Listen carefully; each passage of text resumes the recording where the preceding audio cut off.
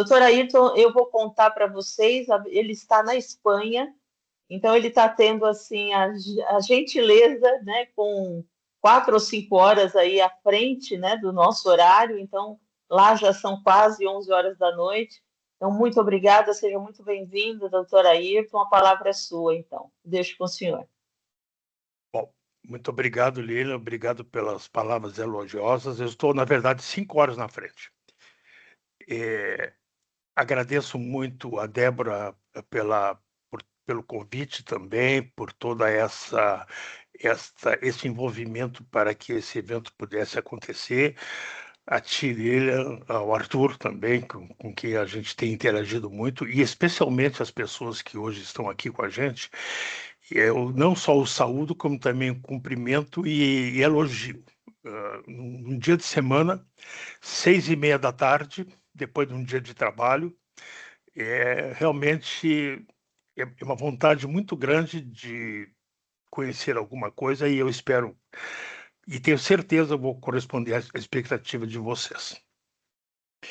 Essa tela inicial é uma tela em que a frase que aí está, sua empresa está preparada para NR1, é uma frase que eu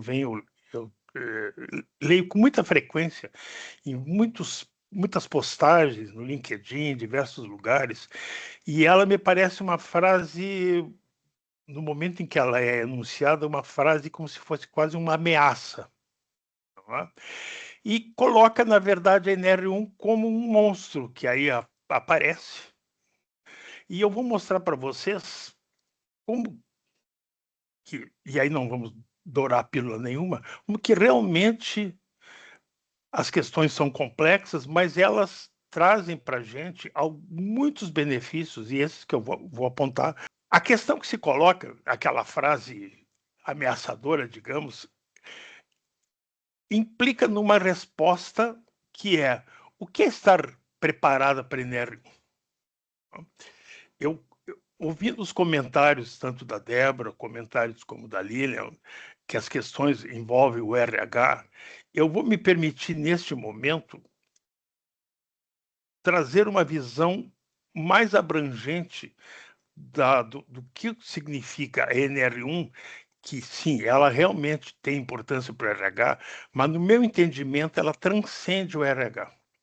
E ela se transforma num risco, um aspecto, acho que talvez seja a maior complexidade no entendimento e, consequentemente, na aplicação da NR1, é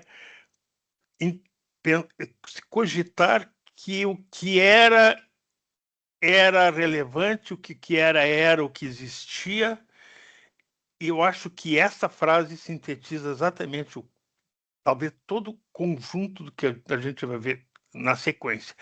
Que a saúde ocupacional que a gente conhece, ou a gente conhecia, ela não existe mais. Eu sumarizei aqui, evidentemente, que a saúde ocupacional e a segurança é muito mais abrangente do que esses 4 itens, mas com eles eu tento sumarizar que era suficiente. Compliance, ASO, ambulatório, resposta a incidentes, acidentes, e que hoje não é não atende mais a todas as necessidades. Quando a gente faz uma breve retrospectiva, de pouco tempo para cá, em 2022, quando as NRs mudaram, a NR1 trouxe, no seu bojo, trouxe o PGR. O PGR foi e é uma grande revolução, inventário de risco, plano de ação. A NR17 trouxe uma mudança também muito significativa. Ela trouxe a avaliação ergonômica preliminar. Então, vejam que, apesar da saúde e segurança do trabalho não ser um recurso, digamos assim, muito proativo, muito vivo, ela vem sofrendo alterações. Começou lá com o E-Social, e aquilo ali foi uma grande revolução, e é uma grande revolução. As empresas tiveram com o E-Social de se abrir para um mundo, até então elas estavam fechadas dentro do seu pequeno mundo, dos seus intramuros, tiveram que se abrir. A mudança das NRs em 2022, O E-Social, não é? É necessário dizer a relevância dele. Passou batido, meio que passou batido, mas há também uma condição também que me parece também muito significativa e que é bem recente, da necessidade de fornecer, tanto para colaboradores como para sindicatos, os laudos de insalubridade e periculosidade. Isso tem uma repercussão fantástica, em termos de não só de evidência dos riscos, como também em termos de compliance, em termos de recolhimento, ou seja, o que a empresa está fazendo ou deixando de fazer, e isso nas mãos de pessoas que até então não tinham acesso a essa informação. E agora nos chega a NR1 com riscos psicossociais. Então, assim, a saúde ocupacional que a gente existia, que a gente trabalhava, que a gente se debruçava sobre ela, ela mudou. Cliquei sem querer. Para que a gente possa, então, entender que o que chega agora é um risco totalmente diferente do que a gente vinha trabalhando até então. Não é um risco físico, químico e biológico, eu estou sendo acaciano propositadamente, é um risco mental, é um risco organizacional, é um risco sistêmico e o mais relevante dele, é um risco silencioso. Ou seja, não é que as consequências dos problemas psicossociais apareceram agora, não, eles já existem há muito tempo, mas eles vêm sendo agudizados por todas essas condições que eu enunciei, com essas mudanças todas que a ação de segurança do trabalho vem passando, e esse risco silencioso vem causando problemas, e eu não vou, evidentemente, o intuito da apresentação, da conversa, não é mostrar o quanto isso vem sendo significativo no Brasil, batendo recordes ano após ano de afastamento, de doença, de burnout, etc, etc, etc, etc. Ou seja, realmente é um problema sério. E esse problema, ele tem um impacto. E aí eu comecei lá com RH, mas veja, ele tem um impacto na produtividade, na decisão, na liderança, na continuidade. Então, assim, o impacto do que a gente está trabalhando agora é um impacto muito maior do que o ruído, muito maior do que a vibração, muito maior do que o calor, que o frio, que são aqueles riscos que a gente está habituado a lidar, e agora nos chega um outro novo. E como é que se conduz ele? Como é que se faz a gestão? Não é? Então, o que é estar preparado para a NR1? A saúde, a nova saúde, ela não vai proteger apenas pessoas. A saúde, ela protege, sim, a empresa como um todo, a capacidade operacional, a estabilidade, produtividade, resiliência, sustentabilidade do negócio é muito maior do que a gente imagina. As repercussões, eu acredito, inclusive, que nós não conseguimos ainda intuir a abrangência ou a relevância, significância, digamos assim, do que nos espera nos próximos meses. Eu não vou falar nem nos próximos anos. Isso espera-se que comece agora dia 26, e eu acredito que este ano já vai ser um ano de grandes mudanças em todos esses níveis, seja na parte da gestão, seja na parte da repercussão. Tá? E não é um fenômeno brasileiro, é um fenômeno mundial. Este ano, comemorou-se no dia 28 de abril, o Dia Mundial da Saúde e Segurança do Trabalho. A Organização Internacional do Trabalho, a OIT, o seu folder e o seu trabalho, digamos assim, de comemoração desse dia, foi voltado para as questões psicológicas, para o ambiente psicossocial do trabalho. E tem diversos manuais, diversas publicações da OIT a respeito disso. Aqui na Espanha, a legislação psicossocial ela tem 31 anos de idade. Na Argentina, ela tem 15 ou 16 anos. Imagine que no Peru, na Colômbia, no México, 6 anos, 8 anos, 10 anos. O Brasil está entrando relativamente tarde nesse assunto. E está entrando, no meu entendimento, com uma condição tanto quanto assustadora. Não que o problema não seja grande, não que o problema não exista, mas o que me parece é que há um grande desconhecimento do que fazer exatamente, e isso leva a uma condição em que a saúde mental, que costuma ser de RH, de benefício e acolhimento, ela muda o seu conceito. Não estamos falando mais de saúde mental, nós estamos falando de um risco operacional humano. E é uma questão não de RH, ou pelo menos não só de RH, é uma questão de diretoria, de jurídico, de governança, continuidade, produtividade, o conselho. Então, assim, é mais abrangente do que a gente imagina. No momento em que o Brasil passa por esta fase, digamos assim, não é nem de adolescente, não é? Porque o Brasil, na verdade, é um bebê diante dos riscos, comparando com o resto do mundo, começam a surgir diversas condições que não atendem exatamente o que se espera. Então, eu coloquei ali propositadamente, ajuda mais ou menos, não cumpre NR, pode não ser confiáveis. Começam os canais de denúncia, é obrigatório? É obrigatório, mas ele é reativo. O canal de denúncias não resolve o problema, até pelo contrário, a denúncia de algum problema que aconteceu. Então, o que se fez com esse problema? Pesquisa de clima é pesquisa de clima. Pesquisa de clima não é atender a NR1. Há um grande envolvimento de ações de meditação, de Jimpé, de yoga. Algum tempo atrás, acho que uns 2 meses atrás, eu fui procurado por uma pessoa, um diretor de uma agência de turismo, que queria fazer uma parceria com o SigoWeb.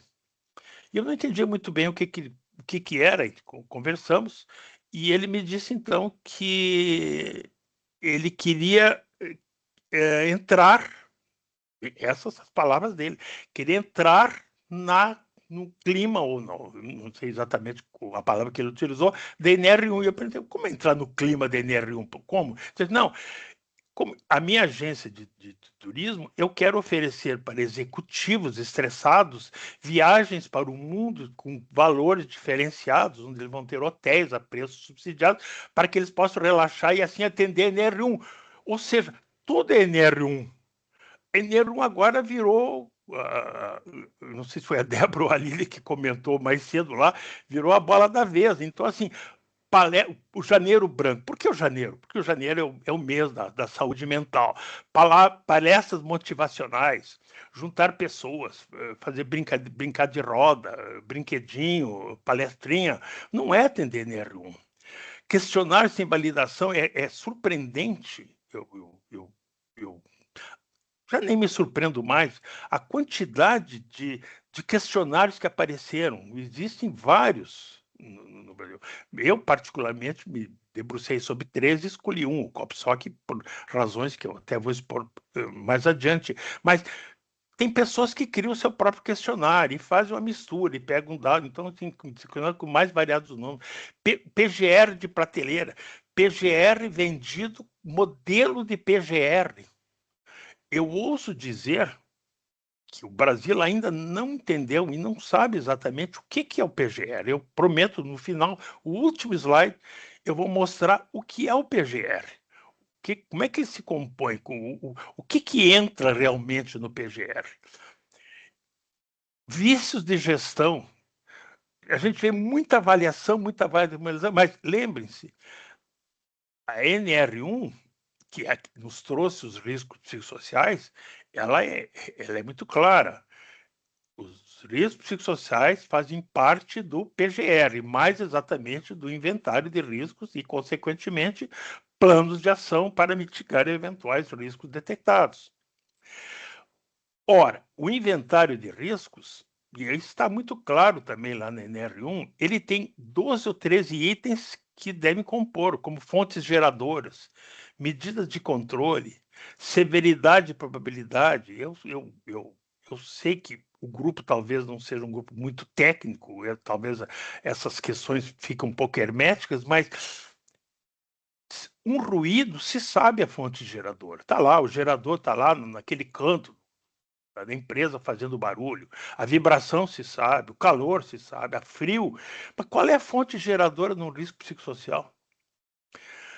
Qual é a severidade e probabilidade de um risco psicossocial, sabendo que severidade encerra no seu enunciado na NR1 uma palavrinha que é totalmente subjetiva: magnitude. Magnitude.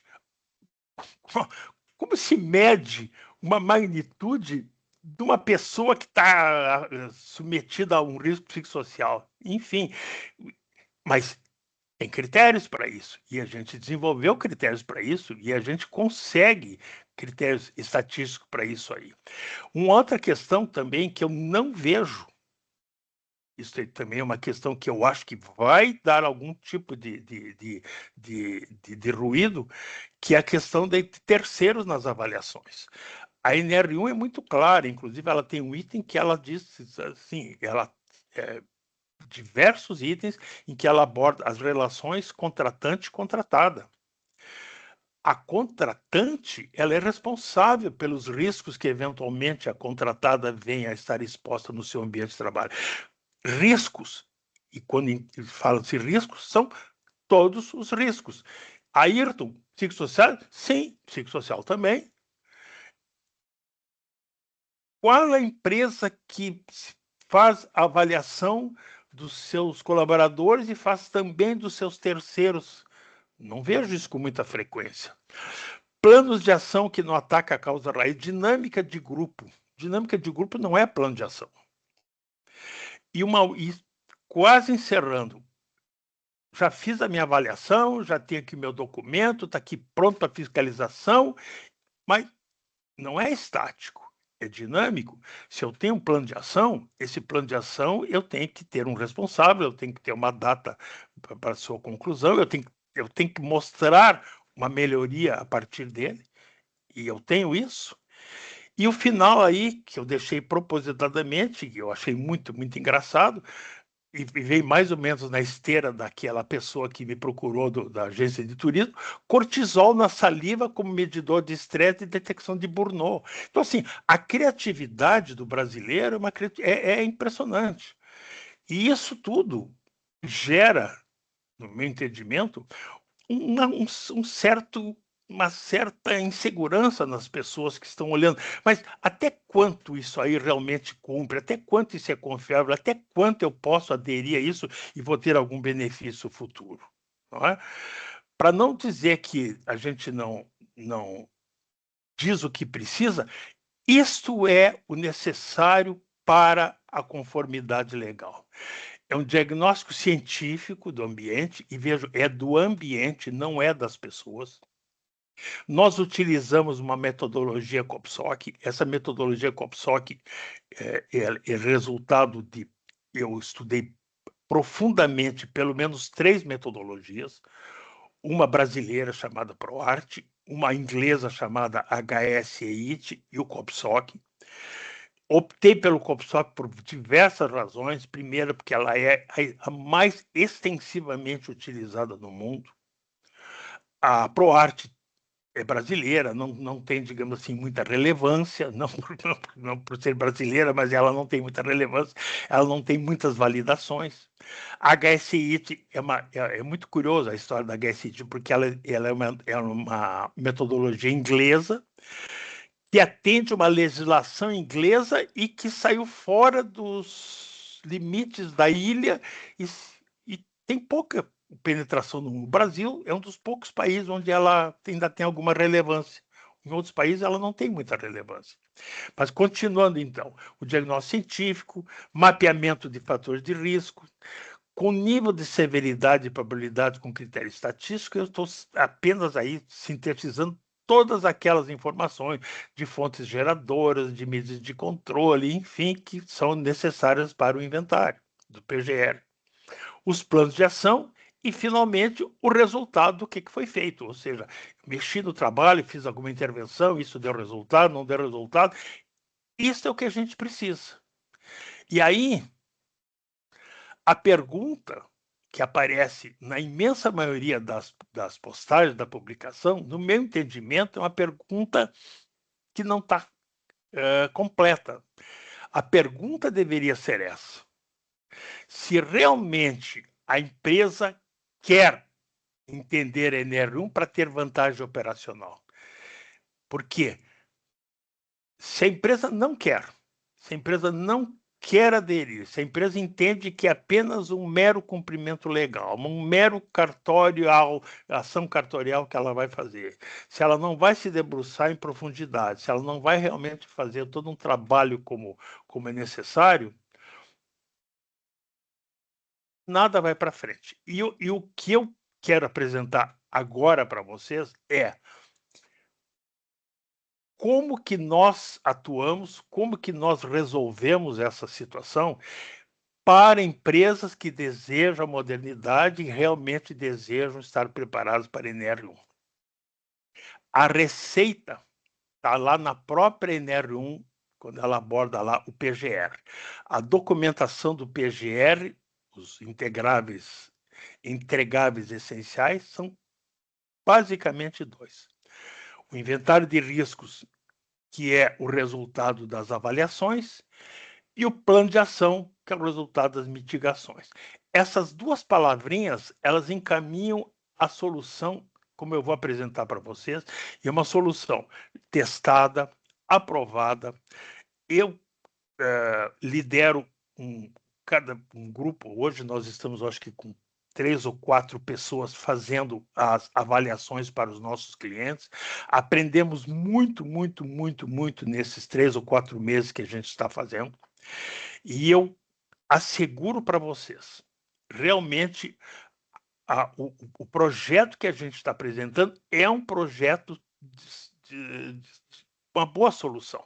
Vão existir outras, vão ter outras soluções, vão ter, mas o que a gente apresenta, o que a gente tem, é isso que eu vou agora apresentar. Basicamente, nós temos uma ferramenta. Esta ferramenta, ela está dentro do nosso sistema. O SigWeb é uma empresa, nós temos 20 anos no mercado, é uma empresa que desenvolve software de saúde e segurança do trabalho. Todas essas ferramentas que aí estão, COPSOC, para Burnout, para o SRQ20, o Rocolbref e o DAS21, elas estão dentro do nosso sistema geral, digamos assim.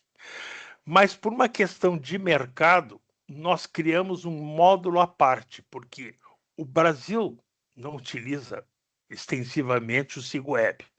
O Brasil utiliza outros sistemas, utiliza o SOC, o ESO, o SGG, o Nexo, enfim.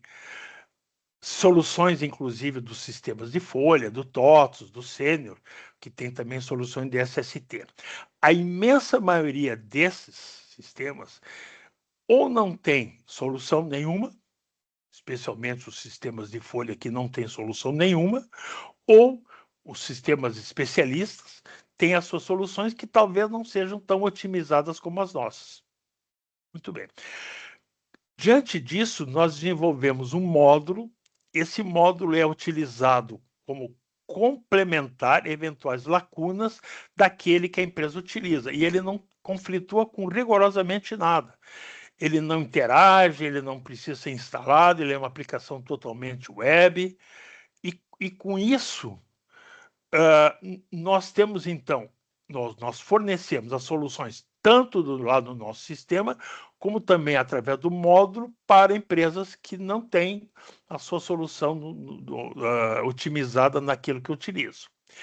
Dentro dessa ferramenta, nós temos aqui assinalado uma avaliação pelo COPSOC que ela é voltada para a NR1. E o interessante dessa ferramenta é que ela pode ser utilizada também de forma flexibilizada. Temos clientes que nos dizem assim: não, só quero atender a NR1. Perfeito. Ele entra, ele adere ao módulo, ele utiliza essa ferramenta e ele atende única e exclusivamente a NR1. Tem outros clientes que não, que querem algo mais. Então, eles vão utilizar não só o COPSOC, como também outras ferramentas que a gente disponibiliza, aí voltadas, além do atendimento para NR1, também para o que a gente denomina de saúde mental corporativa, que são ferramentas voltadas seja para a avaliação do indivíduo, seja para a qualidade de vida e seja também para o ambiente. Entre essas aqui, há uma que eu reputo como muito interessante, muito relevante, que é o Copenhagen Burnout Inventory. Essa ferramenta é talvez a ferramenta mais utilizada no mundo para burnout. Por que eu falo burnout? Porque hoje no Brasil tudo é burnout. Né? Assim como tudo é NR1, NR1 é sinônimo de risco psicossocial. E o burnout é sinônimo de tudo, é estresse, depressão, ansiedade, tudo é burnout. Burnout virou lugar comum. Né? Não que não exista, mas assim, tudo é burnout. Mas será que é verdade? Será que todo burnout é ocupacional? Não que não seja. E essa ferramenta é muito interessante porque ela fornece, a partir de 19 itens, ela fornece 3 níveis de interpretação. Um burnout pessoal, um burnout no trabalho e um burnout que é oriundo da atividade da pessoa no contato com o público, com pessoas, muito indicado, digamos assim, para pessoas que têm um trabalho de contato, de call center, enfim, que estão sujeitos a pressões de todos os lados, seja a pressão por produção, seja a pressão de quem está do outro lado lá reclamando que a musiquinha incomodou durante meia hora ali, ele não conseguiu acesso. E essa ferramenta é muito interessante. Então, Ayrton, quer dizer que eu vou aplicar o burnout e eu vou resolver o problema? Não. O que acontece hoje é que as empresas, por falta de investigação, por falta de pesquisa, elas são alvos fáceis, são cada vez serão mais alvos fáceis, porque elas não têm uma retaguarda comprobatória de quê? O que o Copenhagen identifica? Riscos. Existem riscos? Não sei. Eu vou medir. E se eu medir e não tem? Eu vou comprovar isso em alguma instância que eventualmente vai me cobrar. E o burnout? A mesma coisa. Mas então quer dizer que Ayrton, que com isso aí o juiz vai acatar? Não sei. Não sei se o juiz vai acatar ou não vai acatar. O que eu sei é o seguinte: é melhor ter uma retaguarda comprobatória do que não ter. Então, assim, se eu chego numa ação totalmente desarmado, que argumento eu tenho? Que vai chover, ou que o Barcelona foi campeão, ou que o meu Internacional está mal? Isso não é nenhuma novidade, porque ele está sempre mal, mas enfim. Né? Ou seja, esse conjunto de avaliação é algo que eu entendo que ele é muito útil para a empresa. A Lilian fez um comentário quando abriu, dizendo que essas condições valorizam o RH. Lilian, eu vou mais longe, valoriza a empresa como um todo. Não é? O que nós fazemos? Nós entregamos pronta para a empresa toda a avaliação. Nós conhecemos o COPSOC, eu particularmente sou membro da rede Network COPSOC, e até por conta do software que a gente desenvolveu, tive a oportunidade de mostrar para o pessoal aqui em Barcelona, recebi o convite para participar da rede, recebemos um honroso convite, o ano que vem nós vamos apresentar o software no Congresso COPSOC em Berlim. Nós temos a ferramenta Sigomind, que é aquela que eu mostrei para vocês, que é um módulo utilizado e utilizável por toda e qualquer organização, e nós agregamos, e isso é uma novidade que já tem quase 3 meses, uma prestação de serviço, porque os clientes começaram a manifestar alguma dificuldade em utilizar a ferramenta, por mais amigável que ela seja, mas ela implica em conhecer aqueles itens, especialmente aqueles itens que dizem respeito ao inventário. Quais são as fontes geradoras? Quais são as medidas administrativas de organização do trabalho? Como que se define uma severidade e uma probabilidade em termos estatísticos? Quais são os planos de ação mais adequados? Então, o conhecimento da ferramenta, e a gente conhece porque a gente desenvolveu, nós acoplamos, digamos assim, a sessão da ferramenta à prestação de serviço. Hoje, o cliente Sigomai, ele se desobriga completamente da avaliação. Nós fazemos tudo, nós enviamos o questionário, os resultados não somos nós que tabulamos, o sistema tabula os dados, média, desvio padrão, tercio, que são é a metodologia COPSOC. Identificamos as dimensões críticas, o COPSOC trabalha com domínio de dimensões, os fatores de risco vinculados a essa dimensão, a vinculação com a exigência da NR1, plano de ação sugerido, e concretizamos e finalizamos tudo, entregando pronto para a empresa, pronto e assinado, um relatório para que ela agregue, então, anexe, então, ao seu PGR. Esse tipo de trabalho que a gente faz, ele tem, o cliente não vê, mas existe, e eu sumarizei ali inteligência artificial, mas tem muita automatização no sistema, tem muitos algoritmos internos que a gente desenvolveu, e isso tudo, toda essa estrutura moderna, digamos assim, de tratamento dos dados, faz ou fez e segue fazendo com que o nosso fornecimento seja um fornecimento em escala e economia. E isto tem uma vantagem para nós que a gente repassa para o nosso cliente. O que uma atividade manual artesanal pode levar 15, 20 dias numa empresa para fazer uma avaliação, nós fazemos em uma semana. E isto, todas as empresas conhecem esse processo. Quanto mais automatizado, quanto mais ágil, quanto mais rápido, quanto mais melhor a relação custo-benefício. E hoje a gente consegue entregar para o nosso cliente um produto muito bom, produto de qualidade, a um custo, uma relação de custo-benefício muito acessível. E por que isso? Porque o Brasil inteiro precisa dessa avaliação. E se ela for muito cara, muito onerosa, muito trabalhada, não vão fazer. E aí vai surgir uma roda viva em que não faz, vai ser cobrado, mas cobra e não faz, não. Com a gente acabou essa situação, a gente consegue resolver isso num curto período de tempo. Basicamente, nós temos aqui, então, e eu sumarizei em 3 itens só, o que eu chamo de autonomia, ou seja, é o cliente que está encarregado, ele que quer atuar. Ele vai ter que ser capacitado, ele vai ter que dominar a metodologia, ele vai ter que conhecer o sistema. Com a gente não precisa. Nós conhecemos, nós fazemos, nós focamos na gestão e ele vai cuidar de algo muito mais importante, que é despender seu tempo, sua energia e também algum valor fazendo avaliação. Ele vai trabalhar na mitigação. O cliente escolhe as dimensões manualmente? Não precisa. A IA está para isso.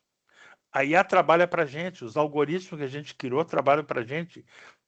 O cliente vincula causas e controles manualmente, ele vai dizer quais são os fatores, quais são as medidas de controle, quais são os serviços. Não, não precisa. Nós temos também algoritmos internos que fazem isso. Os vínculos legais a gente já fornece para o cliente totalmente. Repito, nós entregamos o relatório pronto, acabado e assinado. Este é o nosso trabalho no Sigomai e Sigoweb. Este é a solução que a gente utiliza, pronta, acabada, testada, e que a gente oferece para o Brasil. Temos clientes de todo o Brasil. Assim como aqui também estão representadas pessoas de todo o Brasil, nós estamos, felizmente, em todo o Brasil. Em Roraima, no Amazonas, Bahia, São Paulo, Minas, enfim. E cada vez crescendo mais, porque realmente o que a gente fornece, eu me sinto muito confortável em dizer esse tipo de coisa. E eu tenho um nome a zelar, né? Já não sou mais tão audaz como era algum tempo atrás, né? Eu ia dizer ágil, não, tão audaz como algum tempo atrás, mas eu tenho meu nome a zelar. Então, assim, esse trabalho é nosso, esse trabalho é meu, esse trabalho nasceu comigo aqui, pesquisando comigo aqui, procurando o Instituto de Seguridade, Trabalho e Ação Social aqui de Barcelona, vendo como é que eles fazem, copiando o que precisa ser copiado, melhorando o que deve ser melhorado, enfim. E aí, para concluir, nós avaliamos, identificamos o risco e entregamos para a empresa. A partir daí, o trabalho já não é mais nosso. A mitigação é responsabilidade da organização. E essa mitigação é que vai transformar a organização. Essa mitigação é que vai transformar o risco em algo realmente aceitável. A organização, esse é um conceito que a gente aprendeu também nesses meses todos aí. Inicialmente a gente imaginava, bom, é um psicólogo tradicional, vai atuar. Hoje a gente já está vendo, principalmente em algumas dimensões mais não tão vinculadas com a área da psicologia, que há necessidade de uma equipe multidisciplinar, um ergonomista, um RH estratégico. Então, a empresa tem que ter todos eles, Ayrton? Não precisa ter todos eles. A empresa vai, assim como a gente aprendeu a trabalhar, e hoje a gente sabe muito bem como, mas, repito, a gente ainda e sempre vai estar num processo de aprendizado, a empresa também vai aprender a trabalhar. Aquilo que era aquele monstro lá que apontava o dedo para aquela menina assustada, aquele monstro ele vai se acalmar. Por quê? Porque no momento que a gente começar a apresentar resultados, os resultados vão certamente minimizar toda essa questão. A equipe multidisciplinar é própria da empresa? Poderá ser. Empresas maiores talvez tenham sua equipe interna, e empresas menores, empresas médias, ou mesmo empresas grandes, podem terceirizar isso. Com quem? Com um psicólogo organizacional. Ele completa? Pode ser que sim, pode ser que não. De repente, ele vai ter necessidade de um ergonomista para alguma dimensão, onde uma condição ergonômica requer alguma intervenção. Ou no RH estratégico, por exemplo, uma dimensão que a gente vê com muita frequência é insegurança laboral. Ele é recorrente nas avaliações que a gente faz. Os colaboradores, ao responder o questionário, eles estão dizendo para a empresa: eu estou inseguro. Quer dizer, ele não diz eu, porque a gente não sabe quem é, a confidencialidade é absoluta, mas assim, o grupo está dizendo: eu estou inseguro por questões que eu não sei exatamente se a empresa está gostando de mim, se eu vou manter o emprego, se eu não vou manter o emprego, enfim. Isso tudo requer o quê? Uma intervenção do psicólogo, ergonomista? Não é RH estratégico, que vai ter que tomar algumas atitudes de solucionar essas questões, de tranquilizar os seus colaboradores. Tá? Então, a mitigação, e essa é a grande vantagem do nosso trabalho, ela não é empírica. Bom, agora eu vou fazer um plano de ação para... Não, vai fazer um plano de ação para as dimensões que a gente identificou como críticas, para os riscos vinculados a ela, e as sugestões de plano de ação a gente oferece. Não só sugestão, é sugestão, não significa que nada no SigWeb é um prato feito, ele é sempre maleável, ele está sempre aberto e permeável, o próprio sistema ele é permeável para interações do seu usuário. Nós sugerimos, e essas condições que estão, que é o redesenho do trabalho, clareza de papéis, gestão de liderança e fluxo de comunicação, elas não apareceram aí por acaso. Eu as listo porque elas correspondem à grande maioria das dimensões que recorrentemente aparecem em quase todas as avaliações que a gente faz. E isto, além dessa relação delas com o que aparece, ela remete para uma outra questão que eu quero ver se vocês concordam comigo ou não. Uma parte do Brasil é contra o risco psicossocial. Uma parte do Brasil entra no Supremo com uma DIN contra o risco psicossocial. Uma parte quer postergar, uma parte quer... Aí eu fico pensando, eu, empresário, eu não gostaria de que eu tivesse um diagnóstico na minha empresa que me apontasse os problemas ali existentes, que me apontasse eventuais possibilidades de resolver aquelas coisas que estão me onerando, estão me atrapalhando, estão me causando tudo aquilo que você já sabe. O absenteísmo, o presenteísmo, o turnover, as ações, o benefício B91, o FAP, tudo isso. Se o trabalho não está bem feito, se alguém me diz isso, eu vou melhorar. Os meus colaboradores estão inseguros porque não sabem. Eu vou tranquilizar o meu. Eu dependo deles. É deles que vem a minha produtividade. E a minha liderança, fantástica. A minha liderança é a interface entre eu, aqui executivo, e o meu colaborador. Então, assim, há algumas dimensões que mostram que, eventualmente, alguma liderança não está deixando a desejar. Eu vou corrigir a comunicação. Então, assim, quando eu vejo isso, eu fico pensando, não sei se vocês concordam comigo, o Brasil não quer. O Brasil não quer melhorar. Este Brasil que vai para a justiça, esse Brasil que reclama, esse Brasil que não quer, tem medo de quê? Tem medo de melhorar? Tem medo de ter mais produtividade, ter menos absenteísmo, menos turnover, menos presenteísmo? Que Brasil é esse? Que Brasil atrasado é este? Ah? Então, e finalmente, aqui é mais uma tela de efeito mostrando que, a partir dos agentes da organização, psicólogo, agronomista, o RH, tem todos esses benefícios para a organização e que são, a Lília foi muito clara isso lá no início, que são realmente mudanças que podem e devem ser incentivadas e que vão trazer benefícios para a empresa. Eu prometi lá no início que eu ia mostrar para vocês o que é o PGR, porque, repito, creio que ainda não houve uma devida compreensão do exatamente o que é o PGR. Então, vamos lá. Ele chegou pela NR1. A NR1 diz que tem um item chamado gerenciamento de riscos ocupacionais. Pendurado nele, a representação do gerenciamento é o programa. Esse programa é documentado por inventário de riscos e plano de ação, mas também, na descrição dos itens do inventário, diz que são necessárias avaliações ergonômicas preliminares. Quando a gente vai lá na NR17, a NR17 diz que a avaliação preliminar faz parte do inventário, ou seja, a NR1 manda para 17, a 17 replica para a NR1. Então, documentação do PGR, inventário, plano de ação e avaliação ergonômica preliminar. Onde entra riscos psicossociais aí? E o Brasil, no meu entendimento, comete um equívoco de simplificação, que ele diz assim, entra dentro da EP. Não entra dentro da EP. Vamos contextualizar o quadro.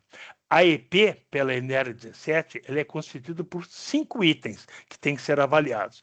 Levantamento de carga, mobiliário, trabalho com máquina, condições de conforto e organização de trabalho. É o 17.4. Dentro da organização do trabalho, a representação da organização do trabalho e a avaliação de riscos psicossociais, que remete, então, para o inventário de riscos e remete para o plano de ação. Este é o PGR. E eu propositadamente apresento isso porque, mesmo sabendo que o grupo não é técnico, mesmo sabendo que talvez isso seja um pouco hermético, mas quer queiramos, quer não, em algum momento isso passa por alguma decisão da empresa de adquirir, ou de contratar, ou de fazer. Então é importante saber assim, o que eu estou comprando? O que eu tenho? E isso também me causa... É muito engraçado, né? Que eu vejo assim, modelo de PGR por R$150. Não é reais, é R$150. Como modelo de PGR? Como é que tem um modelo de PGR com inventário de risco, com plano de ação, com avaliação, com ergonômica, psicossocial? Enfim, essa apresentação, depois a Débora vai entregar para as pessoas, e eu propositadamente coloquei aí porque eu vejo que existe um certo descompasso entre o que é e o que o mercado fala. Ah, vou fazer o meu PGR.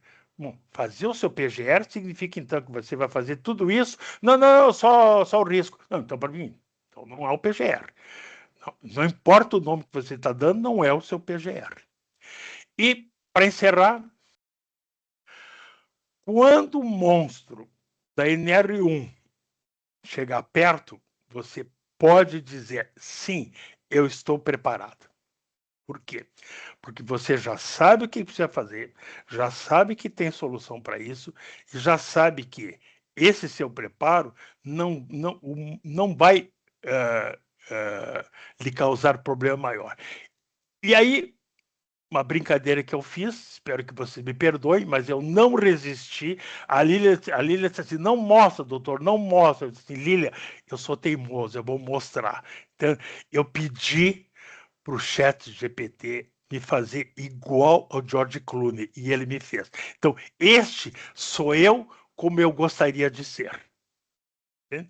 Então, assim, comigo e com o Single Mind, você está preparado. Isso é o que eu quero apresentar. Aqui também é o parecido com o George Clooney, né? Como vocês vê, é o meu alter ego. Eu, quando me olho no espelho, eu não vejo a mim, eu vejo o George Clooney. Mas, enfim, vamos lá. Muito obrigado pela paciência, obrigado pela presença, obrigado por estar aqui nessa terça-feira, essa hora. Telefone do SigoWeb, telefone do Arthur, que é nosso parceiro em todo esse projeto que a gente está fazendo. E, a partir de agora, meninas, tudo com vocês.